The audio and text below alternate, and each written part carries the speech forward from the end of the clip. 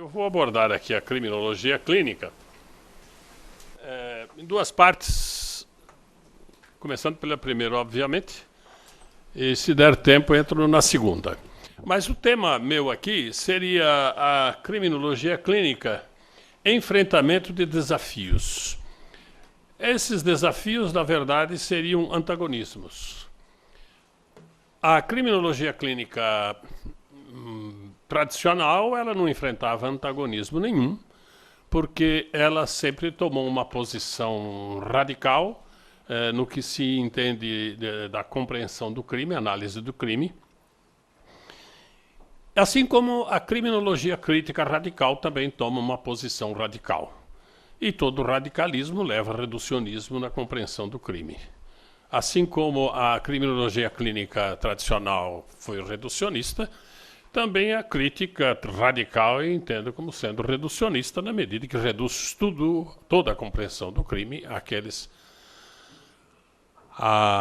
àquele contexto. Mas a clínica, na sua expressão mais atual, no modelo de inclusão social, que é o que eu proponho no 4º capítulo desse meu último livro, ela enfrenta os antagonismos. Quando você enfrenta o antagonismo, você não reduz o antagonismo a uma das suas partes. Você mantém o antagonismo. Você mantém o paradoxo. Porque é fácil você enfrentar o antagonismo se você anula uma das suas partes e você adere radicalmente à outra. Ou seja, você aniquila com o antagonismo. E os antagonismos e os paradoxos, eles são coisas da vida. Você vive enfrentando antagonismos. Você tem ódio das pessoas a quem você ama? Ah, tem. Não é? E você ama pessoas a quem você odeia? Ah, ama. E aí, como é que fica diante disso? Você nega o seu ódio? Você nega o seu amor? Ou você enfrenta os dois? É um pouco isto que eu pretendo abordar aqui.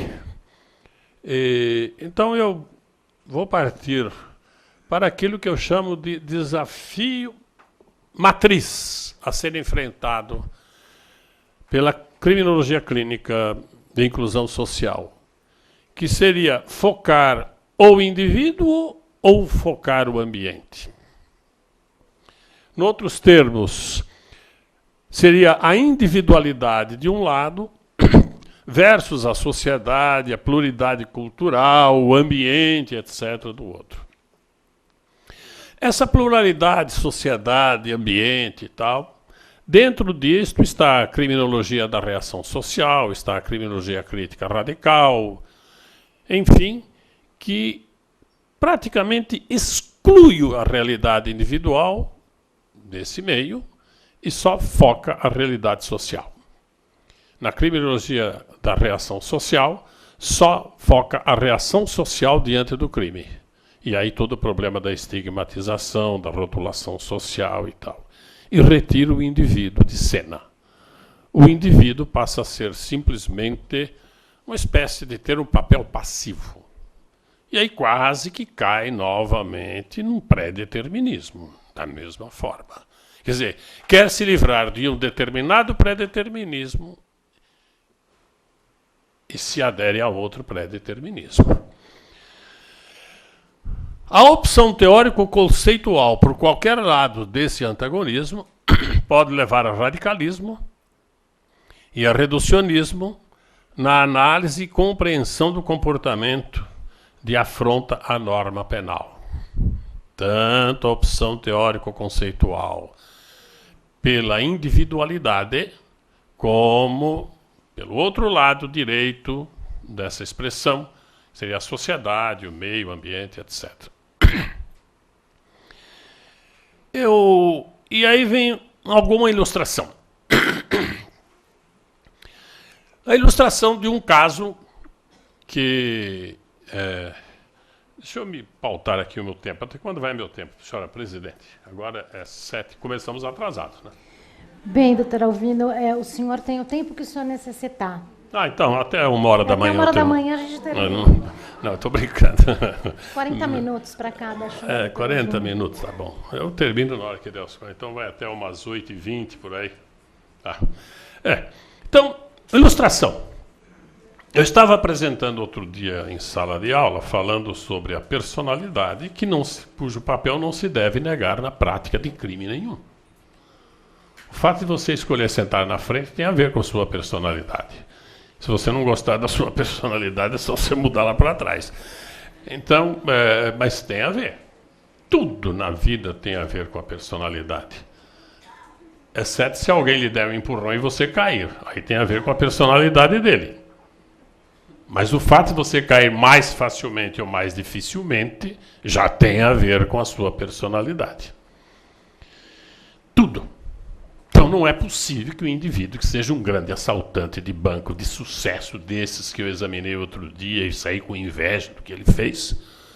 Não é impressionante a capacidade de planejamento, ficar 3 meses planejando o roubo de uma carga do Banco do Brasil numa aeronave. E para tanto tiveram que roubar 3 carros, fizeram uma caravana de carros roubados. Eu vou cobrar, hein? Fizeram uma caravana de carros roubados. Você tem coragem? Que queimou esse negócio. Fizeram uma caravana de carros roubados, entraram no aeroporto, disfarçados de não sei o que, mecânico, não sei o que tal. Roubaram a carga de valores do Banco do Brasil, que já estava na aeronave, renderam 10 pessoas, não puseram a mão em nenhuma delas, não feriram ninguém e levaram aquele valor todo e repartiram. Depois ele foi preso, mas é claro que o valor não foi todo ele pego de volta. Que personalidade é essa? Inteligente? Capacidade de planejamento, segurança, autodeterminação, agressividade bem administrada, que é uma das melhores coisas na vida. Como eu invejo quem tem a agressividade bem administrada. Porque aí não é violência. Não é? Violência é uma outra coisa. Simplesmente é um caso invejável. Um indivíduo desse deveria ser absolvido só por esta capacidade. Qual é a pena que deveria ser dado a ele? Eu acho que para ele deveria ser dado uma pena. O senhor, como pena, o senhor vai fazer um belo curso de executivo de empresa e dentro de 5 anos o senhor volte aqui sendo gerente. Essa é a sua pena. Essa é a pena de inclusão social que deveria receber, porque um cara desse tem muita capacidade. Ué, mas então isso é personalidade? Isso é personalidade. Mas onde estão os traços criminosos? Não existe. Mas a personalidade tem a ver. Ninguém vai assaltar um banco se não for firme, se não for agressivo. Não vai chegar lá na gente. Olha, pessoal, seguinte, nós estamos pensando em assaltar aí. Agora, a gente precisa ver como é que fica. Vamos ver como é que fica aí o negócio. Não vai assaltar banco nenhum. E o pior, se ele for tímido, se ele for inseguro, vai acontecer o quê? Vai matar. Vai matar. O primeiro que reagir, ele mata. Por medo.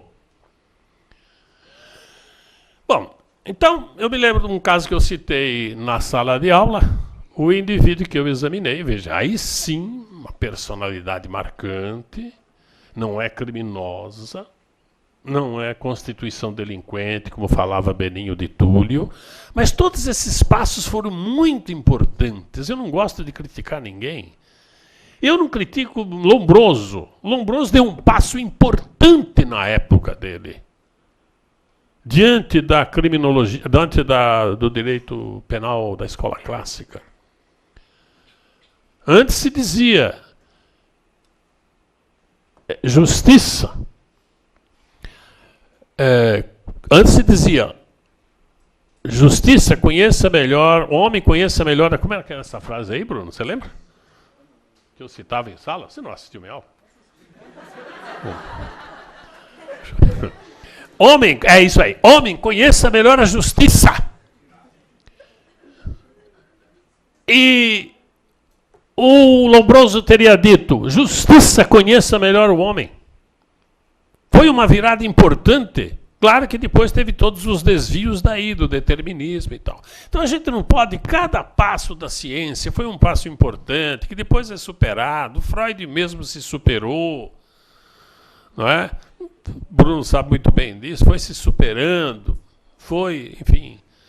Mas, então, teve um caso que o sujeito assaltou um empório que ele frequentava, ele e mais 2, assaltou o empório à noite, estupraram o dono do empório, estupraram, não sei se o dono do empório chegaram a estuprar, mas estupraram a mulher dele, na frente dele e na frente do filhinho deles. Não satisfeitos, arrastaram a mulher de madrugada, nua, pelas ruas afora e abandonaram-na umas 5 quadras longe de casa. Não dá para você dizer que uma pessoa dessa tem uma personalidade ajustada. Não é possível. Com todo perdão da crítica e tal, não dá. Eu examinei esse cidadão, apliquei prova de personalidade e, de fato, acusou mesmo personalidade, aquilo todo, primitiva, heteroagressividade patológica, autoagressividade, a coisa mais, usando uma expressão da psicologia, não do direito, mais perigosa que existe são essas oscilações entre heteropatológica e autopatológica. Enfim. Então eu falei em sala que este crime teve um papel marcante da personalidade. Mas é uma personalidade criminosa? Não. Também aqui não. Por estas características dele, em função do contexto, talvez em função também dos 3, em função, enfim, de toda uma série de coisas, ele canalizou toda esta destrutividade e, mais do que agressividade, ele canalizou esta violência para aquele crime. Bom, uma aluna perguntou durante a aula, mas não tem influência cultural? Eu entendi que ela queria dizer sobre o teste. Eu falei, não. De gênero? Eu falei, não. Não. Sobre esse teste que eu autorizei, não. Aí uma outra aluna perguntou, mas e as mulheres nesses testes? Eu falei, eu nunca examinei nenhuma mulher na criminalidade. Examinei uma só, que aliás tinha sido autora de crime sexual, por incrível. Mas fora, já examinei diversas mulheres para tirar a carteira de motorista. Nenhuma delas tirou, evidentemente, mas não há nenhuma diferença, né? Mas aí fora, esta menina, aí ela voltou à pergunta, me procurou e já veio com uma postura agressiva. Mas você não acha que existe uma influência cultural para o homem de gênero, de influência no gênero, será essas palavras, eu não sou muito afinado com isso, para o homem estuprar a mulher? Falei para ele, a cultura, você não está a par da criminologia crítica feminista? Eu falei, não é minha área, também não me interessa, as feministas, não é a minha área de pesquisa, não. Mas você deve saber. Eu falei, olha, eu não estou negando a influência da cultura, todo mundo sabe que a cultura interfere em tudo, já desde Adão e Eva, quando Caim matou Abel, foi um problema cultural também, econômico, essas coisas todas. A cultura interfere em tudo. quem negar a cultura é um idiota, porque sabe que a cultura interfere em tudo. Mas eu não estou me referindo à cultura neste momento, eu estou dizendo o papel da personalidade. Mas você não... menina, eu estou dizendo que eu aceito o papel da cultura, mas eu não estou me referindo à cultura.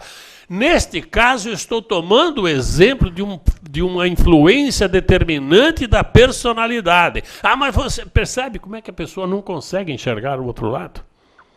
Você enxerga os dois lados, mas a pessoa não consegue. Ele tem medo de enxergar a pessoa. Por que você tem medo? Qual é o problema? Que problema você tem na personalidade, para não querer ver a personalidade neste caso? Então, a personalidade, esse foi um caso assim, que pesa do lado esquerdo da individualidade. A gente tem que reconhecer que há casos que pesam do lado esquerdo, não de forma exclusiva. Mas esses casos são os casos assim, exemplos meio draconianos de violência, dos quais, infelizmente, a mídia se serve para pregar uma política criminal. E aí é que está o erro.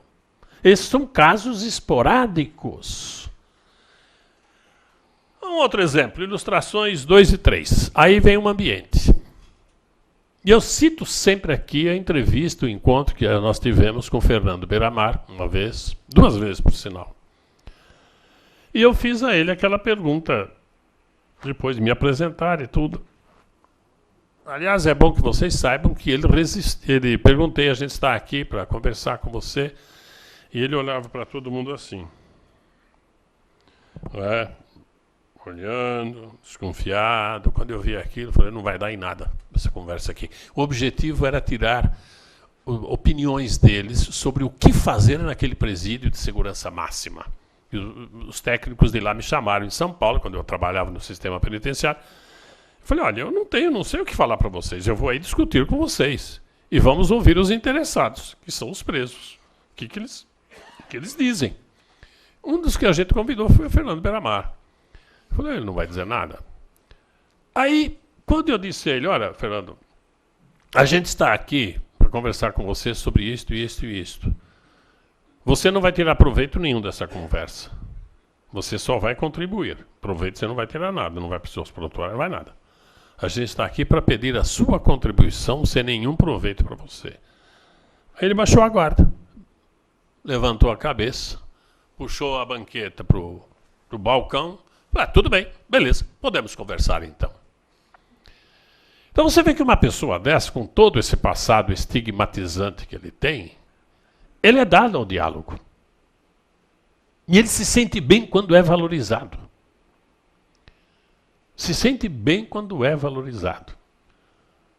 Outro dia eu fui dizer isso lá no Rio, durante o almoço, no encontro que tivemos lá promovido pelo IPE. E no almoço era um encontro para estudar medidas a serem tomadas até 2023 para prevenir a criminalidade violenta. Eu não critiquei, fui contribuir, mas durante o almoço falei, é interessante, este encontro é para prevenir a criminalidade violenta. Pois é, um dos fatores mais importantes para a criminalidade violenta é a criminalidade não violenta. Essa está por trás. Ou não é? Que é que serve de modelo para a criminalidade violenta. Vai falar em ressocialização lá, na penitenciária, para ver. Garanto que o Bruno nunca falou. Ele não é besta. Não é bobo. Você vem falar em ressocialização aqui para a gente? Quais os exemplos você nos traz? Então, a criminalidade não violenta está por trás. Aí o rapaz da frente, um professor de sociologia, não vou declinar o nome dele aqui. Pois é, por trás da criminalidade não violenta vem outro, quer dizer, ironizando o que eu falei. Falei, olha, se você vem com ironia, com sofismo, isso não interessa, viu? Eu estou falando coisas que eu entendo. Aí eu fui falar do Fernando Beiramar, falei, quando eu disse isso que ele respondeu, falou assim, para esconder os crimes dele. Eu falei, por acaso você estava lá na conversa? Para saber? Você estava lá na conversa? Aí ele riu e falou, o que você está rindo? Essas coisas, as pessoas não se abrem ao diálogo. E o Fernando falou isso daí, aí eu perguntei para ele, pois bem e tal, o que foi que fez com que você se comprometesse com a justiça? Eu não falei porque foi que você praticasse crime, claro, eu sou besta. Ele falou, é simples. Isso eu sempre cito de exemplo nas salas. Eu nasci numa favela chamada Beira-Mar. Minha mãe, empregada doméstica, não citou o pai em nenhum momento da conversa. Trabalhava de manhã até à noite. Ganhava o mínimo necessário para o nosso sustento. Eu só tinha uma calça. Só tinha um tênis tudo vagabundo. Lavava a minha calça no fim de semana para passar a próxima. Ao meu lado, correndo, crime solto. Dinheiro solto. Tênis de marca. Tênis, não entendo errado. Tênis de marca.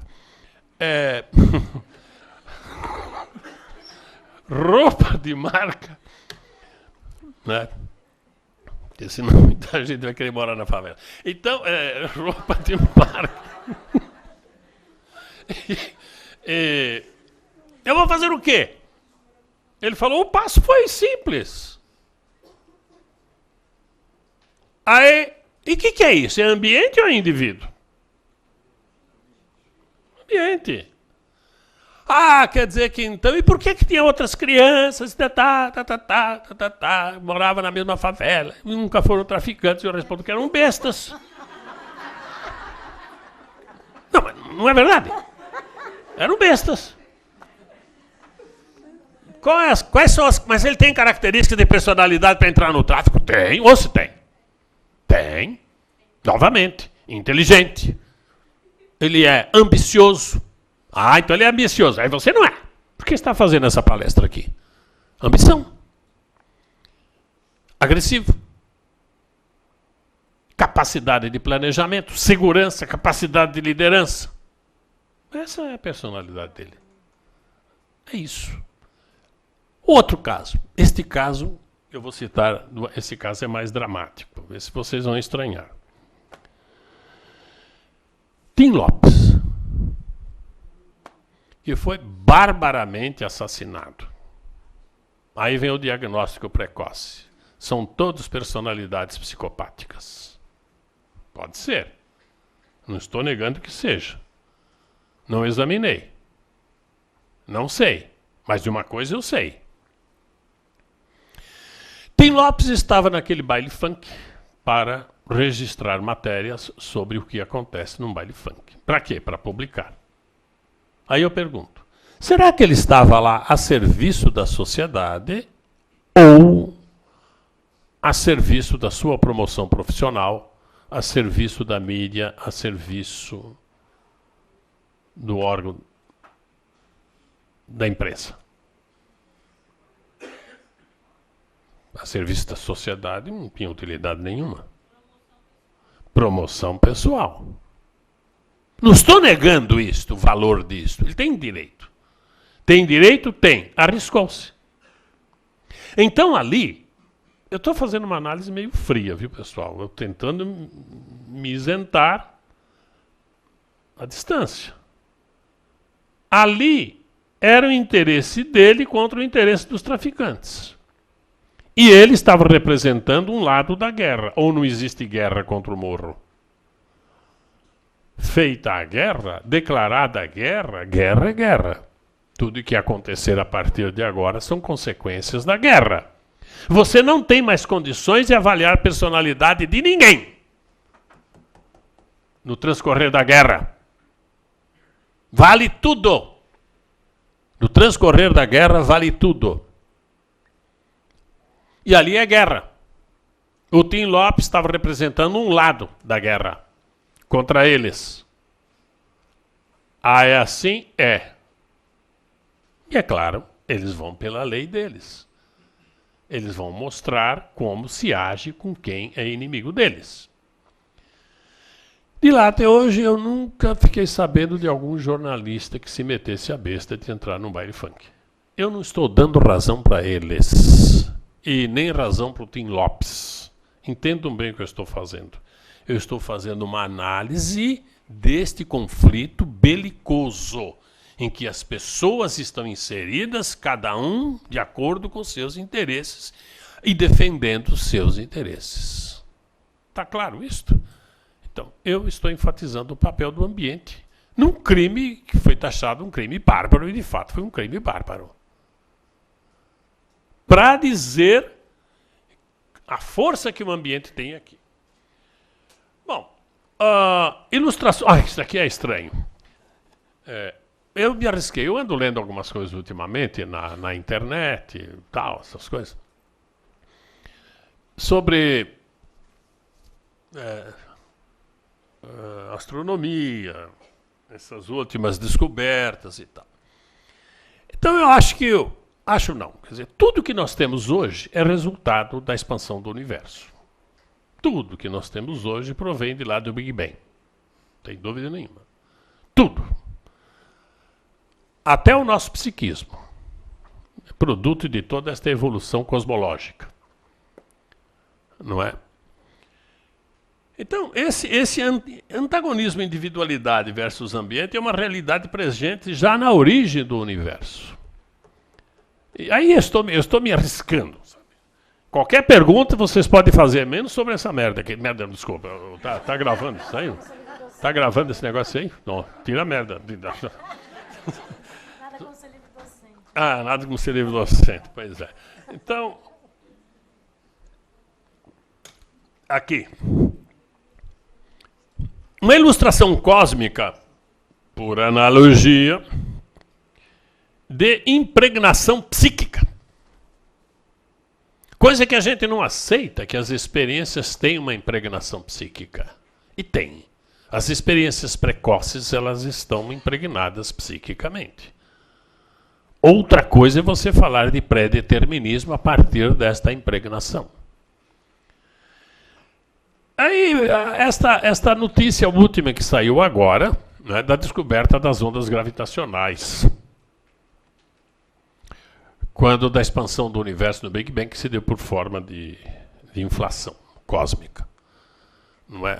Vocês acompanharam essas notícias aí, graças à observação do BICEP 2 lá no Polo Sul, aquele telescópio. Então você descobriu que o universo, ele provém lá de uma milionésima parte de um próton, que os astrônomos chamam de singularidade cósmica, que eles não tinham outro nome para dar. Ponto de singularidade, aliás. E quando começou o relógio do tempo, este ponto se expandiu até, alguns dizem uma bola de futebol, outros uma laranja, ele se expandiu em questão de 1 trilionésimo, de 1 trilionésimo, de 1 trilionésimo de segundo, mas foi tempo. E depois de 3 minutos já estava do tamanho da uma 10ª parte da nossa galáxia. E de uma velocidade incrível, portanto, expansionista, não foi uma explosão, foi uma inflação. E a hipótese é de que aqui teriam ocorrido as forças, as ondas gravitacionais, que elas decorrem de mudanças na massa, deslocamento de massa. Então, essas ondas gravitacionais, que já eram conhecidas, elas distorcem, alteram a forma do universo. Conforme elas vão caminhando, vão alterando a forma do universo. E aí devem ter ocorrido ondas gravitacionais muito fortes. E agora eles descobriram, estavam pesquisando, não é, na radiação cósmica de fundo, que são radiações eletromagnéticas, descobriram distorções, não é? Polarização da luz, a luz polarizando e se distorcendo. Isto coisa que aconteceu, pelos cálculos dele, há 13 bilhões e 800 milhões de anos atrás. Estas distorções na radiação cósmica são impregnações das ondas gravitacionais, que estão impregnadas até hoje na chamada assinatura. Assinatura das ondas gravitacionais na radiação cósmica de fundo, que foi um fator determinante da geometria do universo atual. Estas ondas gravitacionais que ocorreram deixaram o seu sinal, elas não estão ocorrendo mais, mas deixaram o seu sinal na radiação cósmica de fundo. Elas foram determinantes da geometria atual do universo. Interessante como a cosmologia e a astronomia fala dessas marcas que não saem mais. Eu falei aqui caso do engenheiro, porque outro dia eu estava dando uma devolutiva de um exame que eu fiz através do Rocha. Uma pessoa acusada, está sendo processada por crime de pedofilia. E eu fiz um exame para ver se havia, pela defesa, para ver se havia alguma compatibilidade entre a personalidade dele e disfunções sexuais. Enfim. Foi interessante, porque esse indivíduo teve que dar a devolutiva, tudo o que eu encontrei, é obrigação ética, profissional da gente. E ele chegou da Itália e ele narrou que ele se sentiu muito excluído aqui no Brasil. Veio criança e foi trabalhar. Os pais dele o colocaram na escola logo com 5, 6 anos. Ele não sabia o português. E ele se excluía da sala, ele se recolhia, não entendia nada do que se passava. Repetiu de ano 2, 3 vezes, demorou 6, 7 anos para terminar aquilo que se chamava na época de primário, curso primário. Passou a sentir um sentimento de inferioridade muito grande e, consequentemente, uma autocrítica muito forte, sentimento de isolamento e depressão. Isso, conversando com ele falou assim, por acaso apareceu também tentativas de suicídio? Falei, não, isso não, mas é possível em função dessa depressão secundária, né? Não é uma depressão neurótica, não é depressão psicótica. Aí eu falei, pois é, e eu queria motivá-lo para uma psicoterapia. E ele dizendo que no fim de semana ele não se diverte, não vai para lugar nenhum. E no fim de semana ele fica em casa assistindo televisão. Ele gosta muito de programas que falam da astronomia, que falam das novas descobertas e tal. Falei, pois é, o senhor viu a descoberta das ondas gravitacionais, que deixaram a sua assinatura, ele estava a par de tudo, né, na radiação cósmica de fundo. Sim. Aí que me veio essa comparação. Pois é, esta sua experiência tida na infância, de sentimento de inferioridade, de exclusão e tal, ela está presente até hoje. Ele falou, sim, está presente até hoje. Pois é, ela foi impregnada. Assim como houve a impregnação lá no universo, também aqui na sua experiência houve uma impregnação. E esta impregnação está prejudicando toda a sua produção hoje. E é importante o senhor ter uma psicoterapia. Não que o senhor vai remover esta impregnação psíquica, mas o senhor vai aprender a lidar com ela. O senhor vai aprender a administrar isto. Eu consegui, graças a Deus, porque ele estava todo resistente, eu consegui, entendo eu, motivá-lo para a psicoterapia graças a esta comparação, porque ele é engenheiro, aí ele entendeu o que eu estava querendo dizer. Então, não é uma mera analogia, porque o universo, as coisas acontecem assim e no nosso psiquismo. Ilustração cósmica, por analogia de formação da personalidade a partir da energia instintual, indiferenciada, com participação da experiência e do ambiente. A nossa energia instintual, diz o Freud, inicialmente ela é uma explosão. E agora eu já não diria mais uma explosão. É uma inflação cósmica. É uma energia indiferenciada no começo. Depois, com a experiência, ela vai se diferenciando, ela vai tomando corpo. E isto aparece aqui no bóson de Higgs, no experimento do acelerador de partículas. Não é? Quando você tem a energia tem uma velocidade incrível, enquanto ela não reduz essa velocidade, ela não se transforma em massa, ela não se corporifica. Ela continua mera energia, assim como o instinto mera energia. Para ela se corporificar, quer dizer, se deduziu, agora se inferiu, se deduziu, já em 1964, Higgs, também na física teórica, que deveria haver uma partícula que paralisasse essas outras e com a paralisação ela se transforma em massa. E agora, então, foi descoberto o bóson de Higgs. Quer dizer, é uma analogia com a formação da personalidade, com a estrutura da personalidade. Quer dizer, você tem um instinto energético, uma energia instintual indiferenciada, e com as experiências a personalidade vai se formando e vai se estruturando. Ela vai tomando corpo. E isto é muito importante. Então ela é um fator importante na orientação das condutas.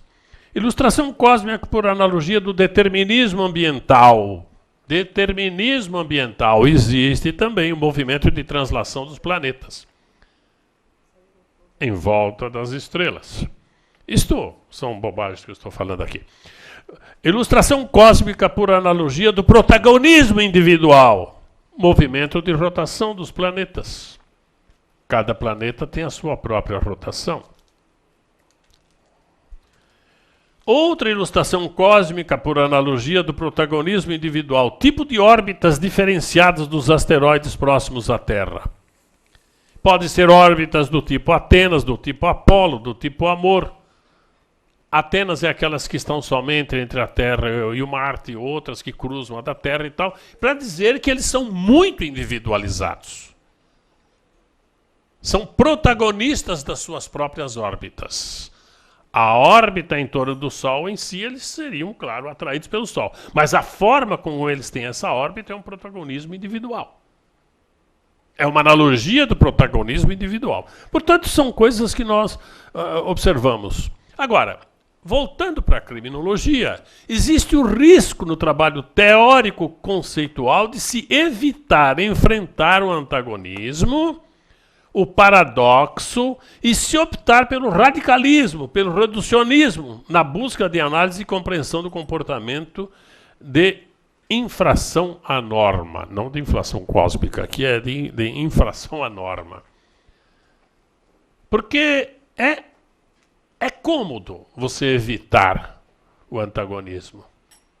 É cômodo e você optar redutivamente por um dos lados. Porque o antagonismo, ele oferece paradoxos. Paradoxos que não têm solução. A sua relação.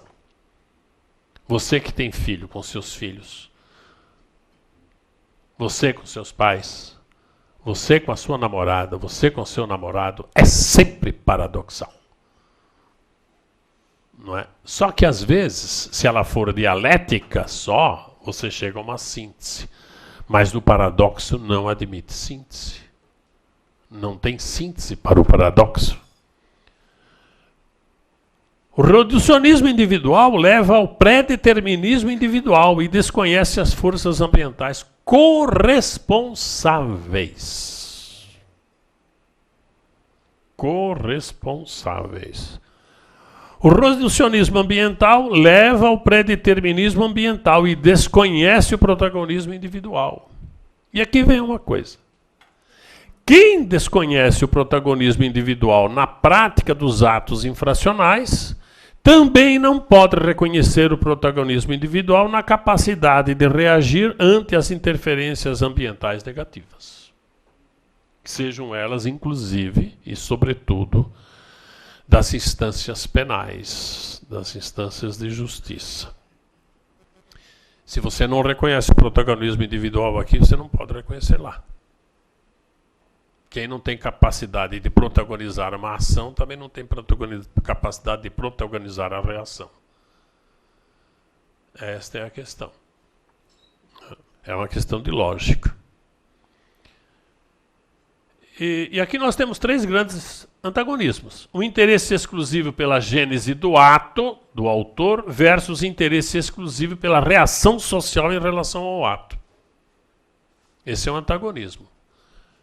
O interesse nunca deve ser exclusivo. Esse é o antagonismo.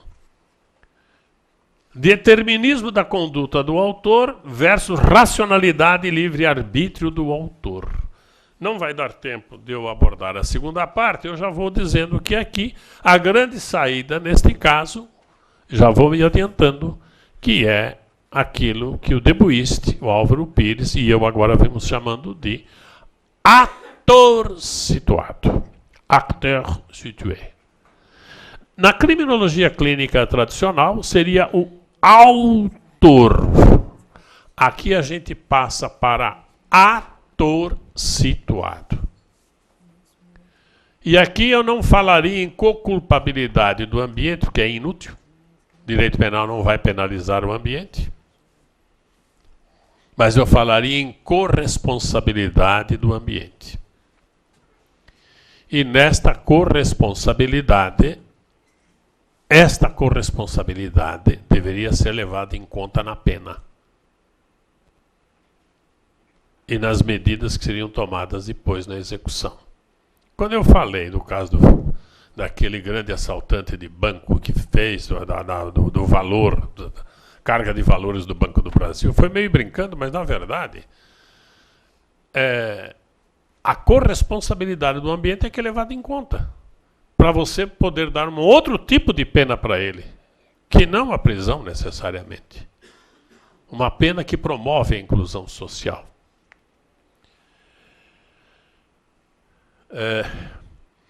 ênfase nos fatores individuais do autor versus ênfase nos fatores socioambientais relativos ao autor.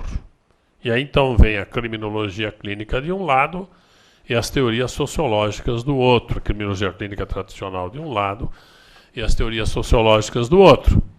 E o Álvaro Pires diz que as teorias sociológicas, quando elas se opõem à clínica, elas estão levando muito mais em conta as teorias psicológicas meio que pré-deterministas, estruturais, e não estão levando em conta as teorias fenomenológicas de personalidade que valorizam muito mais a circunstância atual na interação com a personalidade. As teorias da dinâmica atual. Síntese das três grandes antagonismos. ênfase exclusiva. Como chamou quem está aqui com o Data Show? Eu só vou entrar na segunda parte depois. Como é que chama? É isso. Eu esqueci seu nome.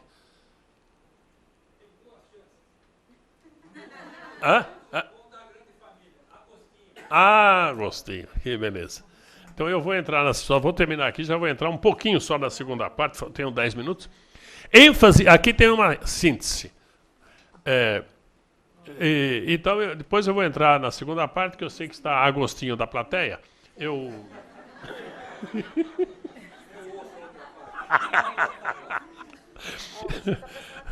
Hã? Exato.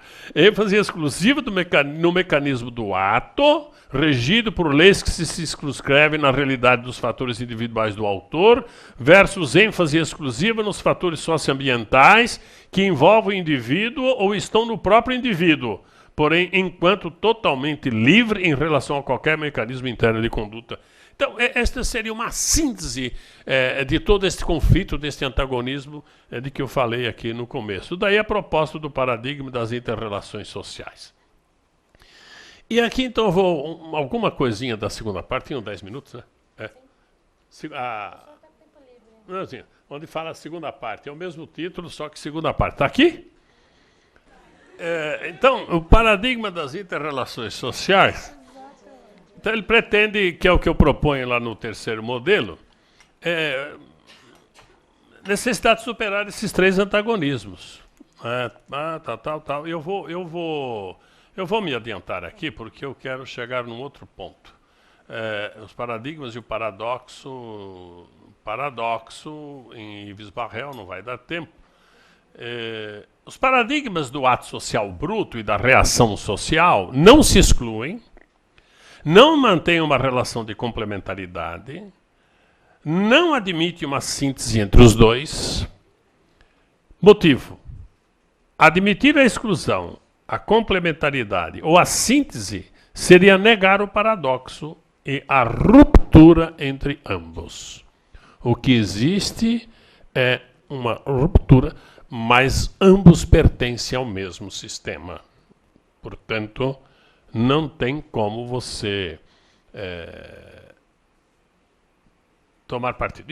Esta parte aqui que eu queria falar e exemplificar com alguns casos e encerrar minha fala. O psicólogo belga Christian de Buist distingue duas orientações clínicas na consideração da delinquência de seu autor. Primeira orientação: viés autoritário. A delinquência é um fenômeno geral que consiste numa falha na obediência à lei. A explicação para essa falha também seria geral, de ordem psicológica ou psicossocial. Esta é a primeira orientação. A falha é uma insensibilidade perante a lei por parte do infrator. Não é? Agora, segunda orientação, a delinquência se refere a uma situação específica, bem circunscrita. Esta situação tem interfaces de natureza psicológica, social, política, que se interrelacionam de forma também específica. Veja que esses slides aqui estão mais bonitos, foi a Mariana, minha orientanda de mestrado, que fez. Então, ela se refere a... Essa situação tem interfaces de natureza psicológica, social, política, que se interrelacionam de forma também específica. A delinquência deve ser estudada em sua especificidade, levando-se em conta a história do autor, o contexto de seu ato,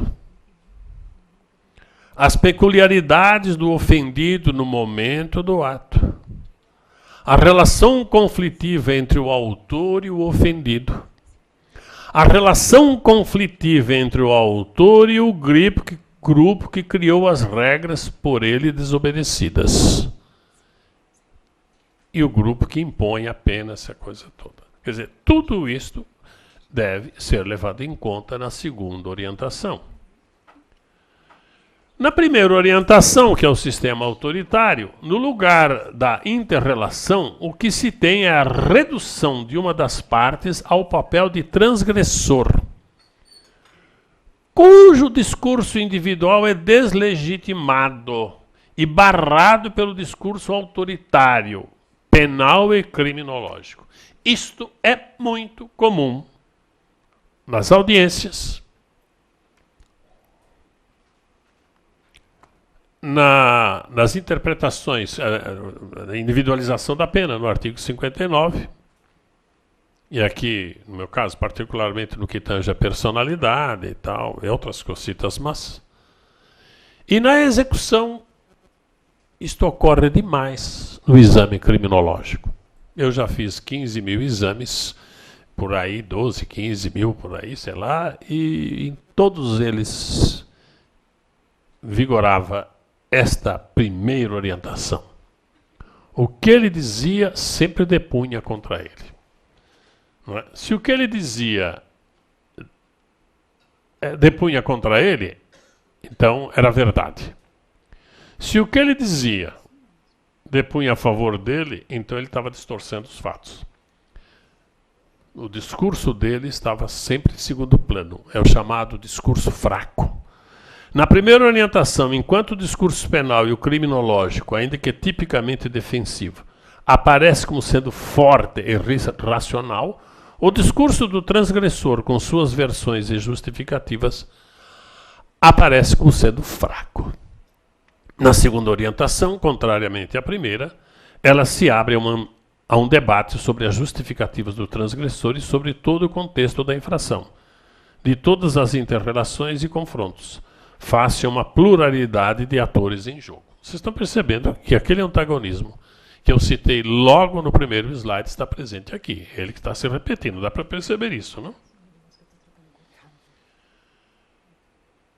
E não vou fazer esta síntese descritiva no final, mas então eu quero ilustrar estas duas orientações com alguns casos aqui, dois, rapidamente, para vocês verem como é que é este discurso fraco e o discurso forte. Este preso aqui está condenado a um total de 48 anos, está certo agora? Tá. Está condenado a um total, obrigado, hein? A um total de 43 anos por crimes de homicídio, um roubo e de tráfico, além dos crimes de porte de arma, formação de quadrilha, ativa e tal.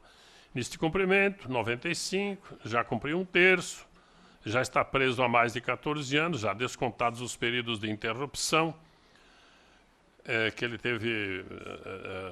Ele resolveu interromper um pouco.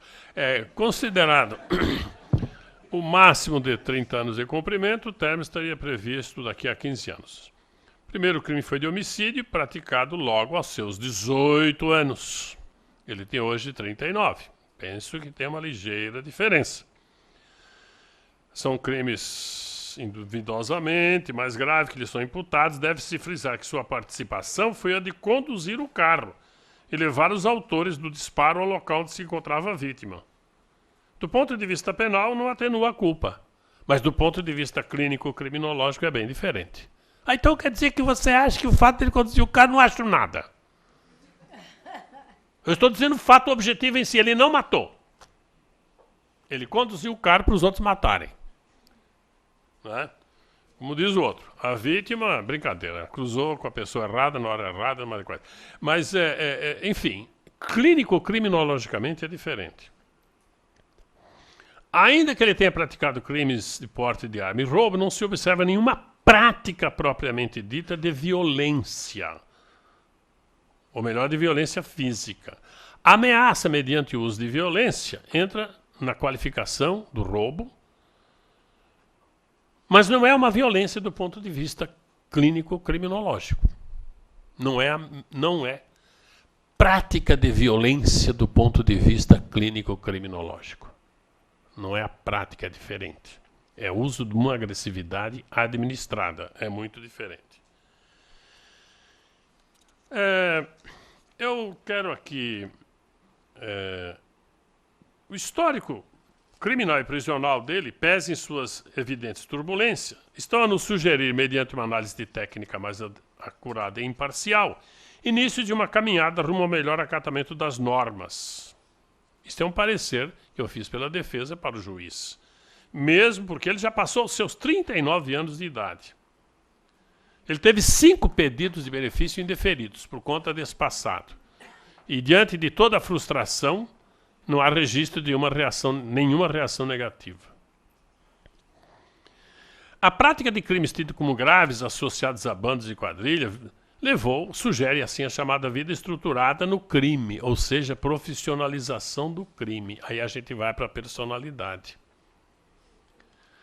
Ele fez aquele roubo milionário a que eu me referi. Um roubo do tipo cinematográfico. Forma planejada. Esse foi o caso. Enfim, são feitos que marcam seu início, seu histórico criminal e que, até hoje, muito provavelmente ainda pesam de forma não explícita e não verbalizada, isso é que é o pior, nos pareceres técnicos no exame que foi feito no presídio e das decisões a seu interesse. Implicitamente tudo isto pesa. Mas há indicativos de que ele tem um novo rumo, que não se leva em consideração.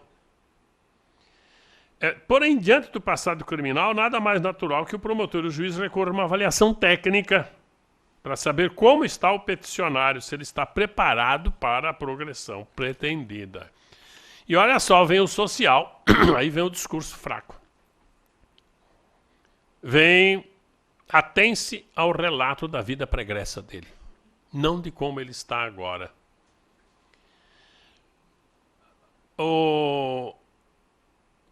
Cabe frisar no relatório social o quanto a vida desse homem foi crivada de infortúnios, carências, frustrações.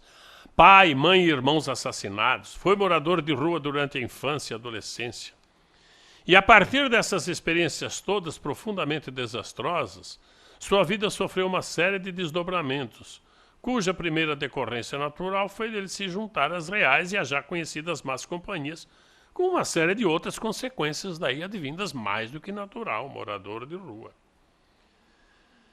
Essa expressão más companhias que ele usa soa no relatório e para o técnico, tanto assistente social como psicólogo, como uma imaturidade. Olha só o discurso fraco. Está dando para entender? Versus o discurso forte do técnico do exame criminológico. incapacidade de autoavaliação e autocrítica, numa tentativa dele de jogar em outros a responsabilidade por seus atos. Mas acontece que esta influência mútua das más companhias é a mais pura realidade. Já é reconhecida nas teorias das subculturas delinquentes, na teoria da aprendizagem, de certa forma até na teoria da ecologia social, da ecologia. Só que quando é dito pelo preso, ao vivo e a cores, aí a autocrítica é insuficiente.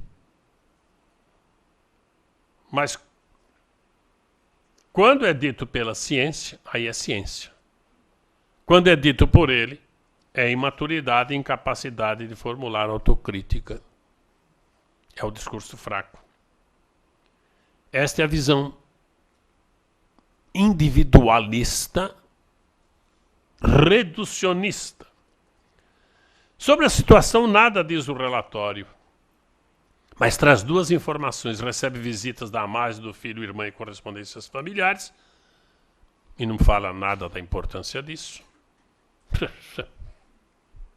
Vai para segundo plano. O que importa é o passado. Como planos futuros, diz ele que ele pretende trabalhar com a família e ver seus filhos crescerem. E aí vai dizer no laudo que isto é plano de futuro inconsistente. O que você quer que ele faça? É uma colocação óbvia. Ah, mas isso é óbvio, então não pergunta. Não faça pergunta. Pergunta que é besta. Porque ou você espera uma colocação óbvia, ou então não faça. Por fim, o relatório encerra-se com uma única afirmação. Diz o seguinte: durante a entrevista, o sentenciado não apresenta amadurecimento, arrependimento e autocrítica dos seus atos ilícitos. Mas não diz por quê. Eu sou autoridade, meu discurso é forte, é assim que ele é.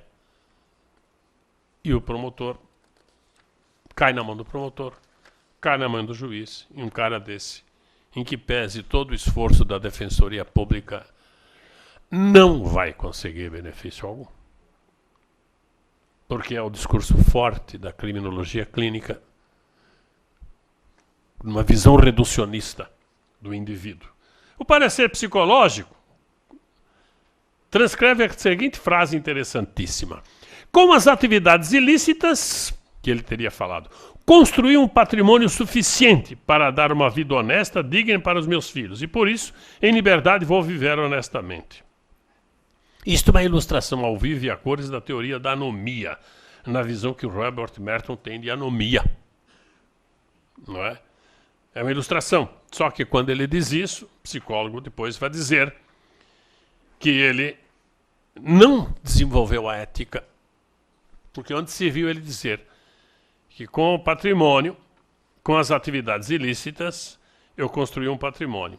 Bom, então pergunto o que seria melhor. Ele ter esbanjado tudo. Deveria ter esbanjado tudo que ele ganhou. É isso que ele teria que fazer. Não construir um patrimônio. Ou então, ele deveria procurar um por um daqueles para quem ele vendeu droga e devolver o dinheiro. Olha, esse é o dinheiro da droga que você me comprou. Tá aí de volta. Me dá a droga. Não, a droga eu já consumi, então me dá o dinheiro de volta. Então, ou então devolver o dinheiro para os bancos que ele assaltou. Isso é interessante. O Zé Dirceu tiveram sorte, porque abriram lá uma lista. Abriram lá uma lista de coisa. Como é que chama? Fraternidade lá.